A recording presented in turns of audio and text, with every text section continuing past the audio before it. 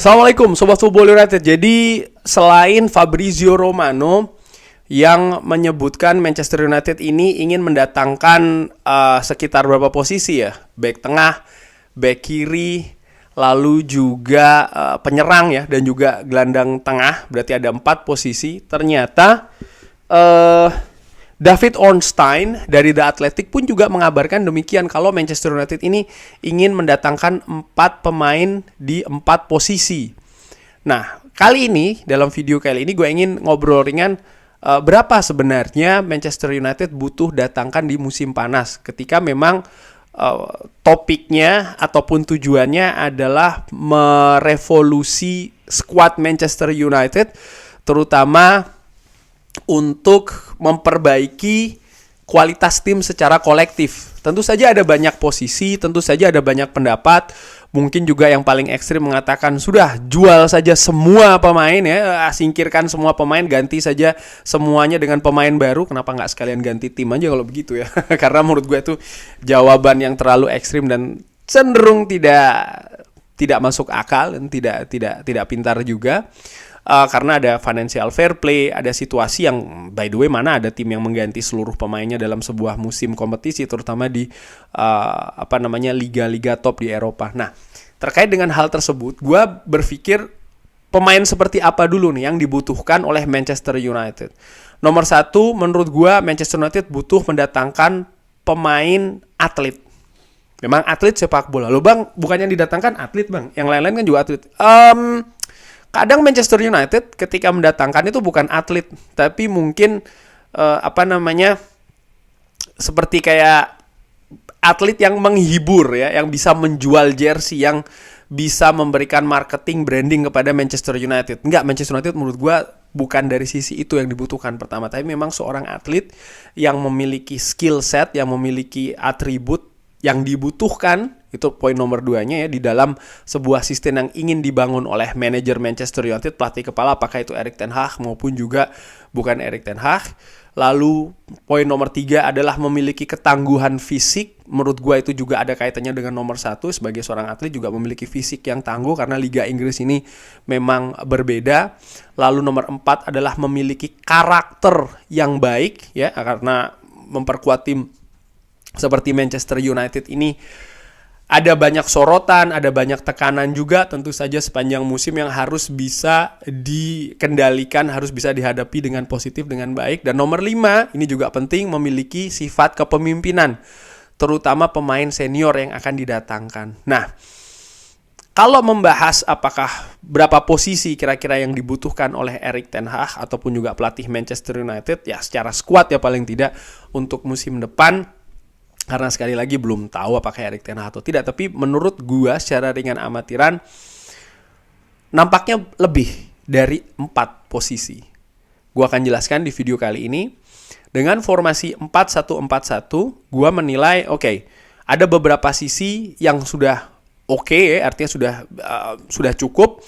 Tapi ada beberapa posisi yang memang harus didatangkan pemain baru. Bahkan mungkin bisa jadi lebih dari 1. Untuk posisi penjaga gawang, Altay Bayindir dan juga Andre Onana menurut gue ini sudah bagus.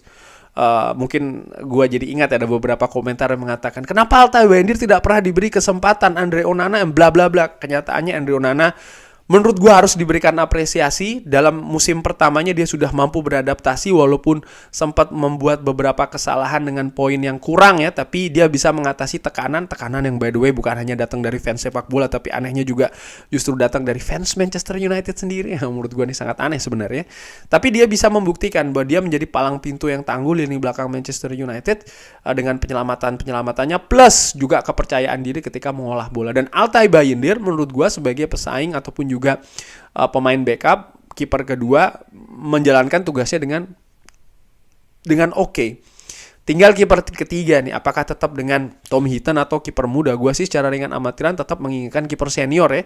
Sementara kiper muda ini mungkin bisa lebih dikembangkan dengan dipinjamkan ke tim lain dengan harapan memiliki menit bermain juga yang lebih tinggi. Jadi posisi penjaga gawang gue nggak ada masalah di sana. Posisi back kanan kiri, nah ini situasi lainnya di mana di kanannya ada Diogo Dalot, Aaron Wan-Bissaka. Menurut gue belum urgent untuk mendatangkan pemain back kanan baru. Bagaimana dengan back kiri? Bek kiri sebenarnya gua pun melihat juga seperti itu. Dikabarkan oleh Fabrizio Romano, Manchester United akan mencari bek kiri apapun keadaan dengan Tyrell Malacia dan juga Luke Shaw. Nah, gue menilai kita lihat dulu bagaimana situasi bek kiri dari Manchester United. Harapan gue, Tyrell Malacia dan juga Luke Shaw kebugarannya bisa kembali dan penampilannya pun juga bisa kembali seperti sebelum mereka cedera. Justru pertanyaannya adalah di sektor bek tengah. Gua menilai Manchester United bahkan harus mendatangkan 2 pemain ini untuk center back kanan maupun kiri. Di kiri, yes, ada Lisandro Martinez, tapi menurut gua butuh seorang backup yang mampu juga bermain dengan oke ya di posisi back tengah sebelah kiri. Dan untuk kanan, dengan situasi yang tidak pasti dari Victor Lindelof, Rafael Varane, dan mungkin juga Harry Maguire serta Johnny Evans, Manchester United menurut gue juga butuh mendatangkan back tengah sebelah kanan yang bahkan yang premium, yang bisa memang langsung kapasitasnya sebagai pemain inti yang siap dimainkan dari menit awal. Jadi dari situ saja sudah ada 2 pemain ya, back tengah kanan maupun kiri. Dan kalau melihat bagaimana lini pertahanan Manchester United musim ini oke, karena banyak yang cedera, tapi bagaimana juga musim lalu menurut gue masih belum bisa secara solid untuk jangka waktu yang panjang gitu ya, yang lebih konsisten. Dan kalau memang Manchester United ingin mencapai level seperti kayak Manchester City, Liverpool maupun juga Arsenal, lini belakang ini menjadi kuncinya. Filosofi Sir Alex Ferguson. Lini depan itu untuk memenangkan pertandingan, lini belakang untuk memenangkan kompetisi. Jadi penting untuk diperkuat dengan cara itu tadi menurut gue, mendatangkan memang pemain back tengah yang premium. Lalu beralih ke gelandang bertahan. Jelas menurut gua ini butuh pemain baru. Casemiro dengan situasi apakah dia akan ke Saudi atau tidak. Tapi yang jelas ada penurunan penampilan jika dibandingkan dengan musim lalu. Memang ada salah satu solusi seperti yang gua sebutkan di video sebelumnya. Bisa juga ini menjadi pekerjaan ya dari tim pelatih untuk bisa meningkatkan kemampuan dari Casemiro itu sendiri. Tapi gua menilai Manchester United butuh mendatangkan pemain mungkin seperti, contoh ini ya, mungkin seperti profilnya mungkin seperti Rodri di Manchester City, atau mungkin seperti Onana di Everton, ataupun juga pemain lain. Gua nggak tahu ya, gua nggak pingin spesifik menyebut nama, tapi yang jelas gelandang bertahan yang bisa menjadi tameng yang kuat, yang bagus untuk lini belakang Manchester United, terutama ketika tim lawan ini melakukan transisi dari bertahan ke menyerang dengan cepat, dimana disinilah sering sekali Casemiro ini kedodoran. Mungkin karena gaya permainan, mungkin juga dengan situasi fisik. Gua nggak tahu, tapi yang jelas butuh peningkatan kualitas di sektor gelandang breaker ini, gelandang bertahan tunggal bagi Manchester United. Dari situ sudah ada 3 posisi. Kita bergerak ke posisi depannya lagi.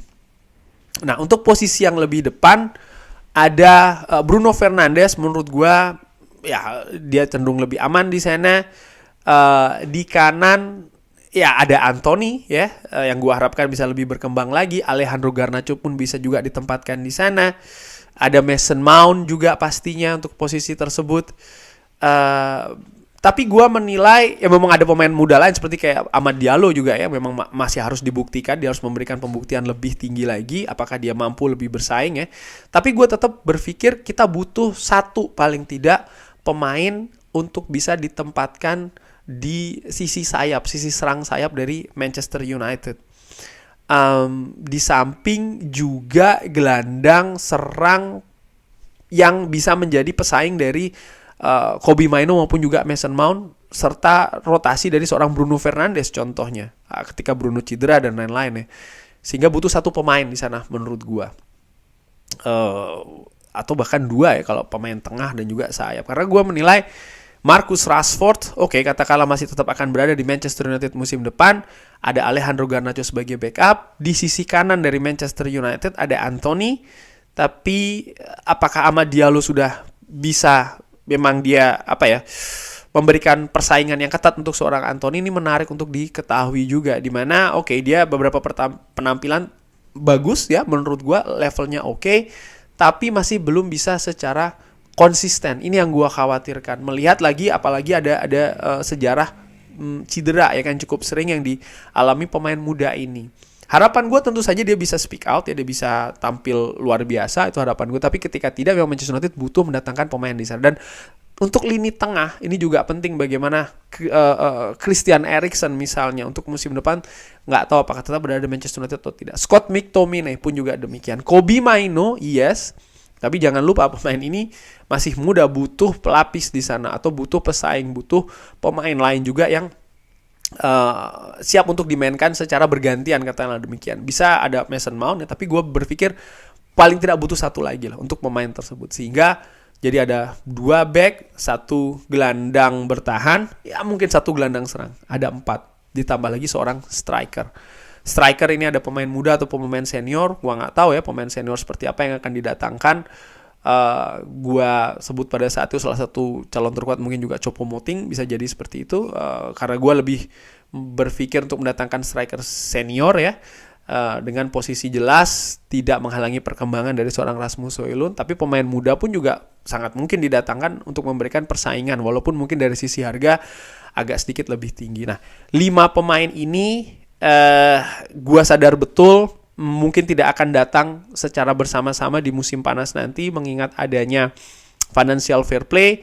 Manchester United juga butuh bekerja di transfer keluar dari para pemainnya, artinya menjual pemain, dan ini bukan merupakan pekerjaan yang mudah bagi Manchester United, di mana biasanya harga itu jeblok, harga itu jatuh, tapi kali ini diharapkan ada perubahan ya kan dari manajemen yang baru di tangan Ineos nanti. Tapi secara ringan amatiran menurut gua ada 5 posisi yang kalau Manchester United bisa datangkan di musim panas nanti ya, baik itu sebagai posisi inti ataupun sebagai pemain rotasi. Namun kalau itu bisa didatangkan, menurut gue ini akan menjadi sesuatu yang harapannya positif Manchester United di musim depan. Dan ini juga pastinya tergantung siapa yang akan menjadi manajer atau pelatih kepala di Manchester United musim depan. Kurang lebih demikian, terima kasih sudah menyaksikan. Jangan lupa like, subscribe. Wassalamualaikum warahmatullahi wabarakatuh. Thank you.